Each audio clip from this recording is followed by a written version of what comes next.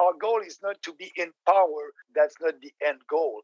Yes, I hope everybody will be elected, but our end goal is to speak about our ideas, and when they will become popular, and we know that an idea.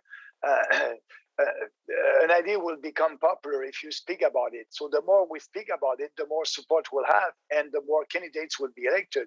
So the conservative, they are only conservative in name right now. And what Erin O'Toole is doing by speaking like the leftists and using that narrative is not helping the real conservative cause. And O'Toole is not speaking about that because it is not popular today. We are in a socialist era in Canada and in other countries. So if your main goal is to be in government, you will, there's about 60% of the populations in Canada that are leftists.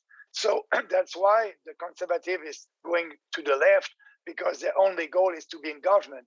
Our goal is not to be in government. I hope a day I'll be prime minister, but I'm realistic.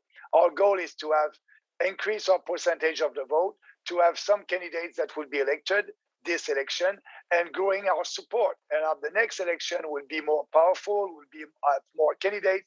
And that's why our electoral campaign for this election, our electoral platform for this election, is the same one than the last election in 2019, and it will be the same one in 2022 or at the next election.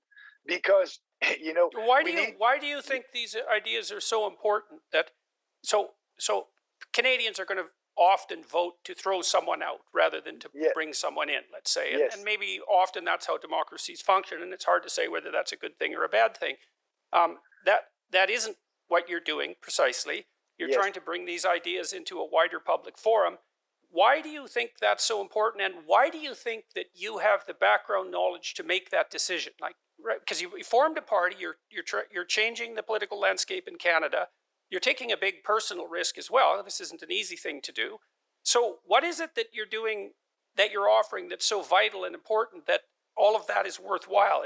And why should Canadians take that risk? What happens if you don't do this? But what happened, we'll be in that leftist era for longer than we thought. We have more and more draconian measures right now. I'm speaking about COVID-19. In Alberta, they will have a vaccine passport. In Quebec, we have a vaccine passport. In Ontario, we have a vaccine passport. Don't get me wrong. I'm not against that vaccine. Everybody must be free to choose if they want the vaccine or not with the right information. But right now, we are imposing a vaccine passport. So we are dividing the society into two groups, the vaccinated people and the unvaccinated people.